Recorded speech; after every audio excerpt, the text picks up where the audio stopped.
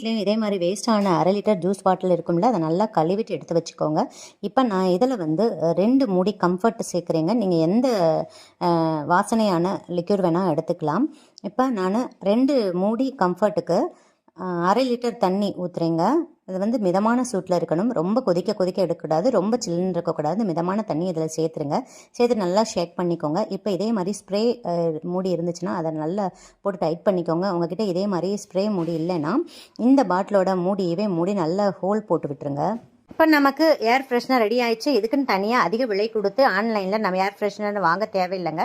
இப்போ நம்ம இதை இந்த மாதிரி என்ட்ரன்ஸ் ஸ்க்ரீனில் இருக்கும்ல, அதில் நம்ம நல்லா ஸ்ப்ரே பண்ணி விட்டுடலாம். மழை காலத்துலலாம் ஸ்க்ரீனை வந்து அடிக்கடி துவைக்க முடியாது. இந்த மாதிரி ஸ்க்ரீனில் நம்ம ஸ்ப்ரே பண்ணிட்டோம்னா காற்று வீசும் போதெல்லாம் அந்த ஸ்க்ரீனில் இருந்து நல்ல ஒரு நறுமணம் வீட்டுக்குள்ளே வந்துக்கிட்டே இருக்கும். அதே மாதிரி மழை காலத்தில் இந்த மேட்லலாம் நம்மளால் துவைச்சி போட முடியாது, ஏன்னா சீக்கிரமே காயாது.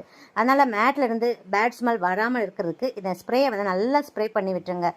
அதே மாதிரி ரூமில் இருக்கிற எல்லா விண்டோ ஸ்க்ரீன்லையும் நல்லா ஸ்ப்ரே பண்ணி விட்டுருங்க. நம்ம தூங்குற பெட் ஸ்ப்ரெட்லையும் நல்லா ஸ்ப்ரே பண்ணி விட்டுருங்க. இந்த மாதிரி ஸ்ப்ரே பண்ணுறதுனால வீடு எப்பயுமே நல்ல வாசனையாக இருக்குங்க. இந்த மழை காலத்திலிருந்து வர்ற பேட் ஸ்மெல்லாம் வராமல் 24 மணி நேரமும் நல்ல வாசனையாக இருக்கும். ட்ரை பண்ணி பாருங்கள். இப்போ நெக்ஸ்ட் பார்த்துடலாம். இப்போ இதே மாதிரி வேஸ்ட் பாக்ஸ் இருந்தால் எடுத்துக்கோங்க. ஃபோக்கை வந்து தீயில காமிச்சிட்டு இந்த பாக்ஸோட மூடி ஃபுல்லாகவே ஹோல் இருக்கிற மாதிரி பார்த்துக்கோங்க.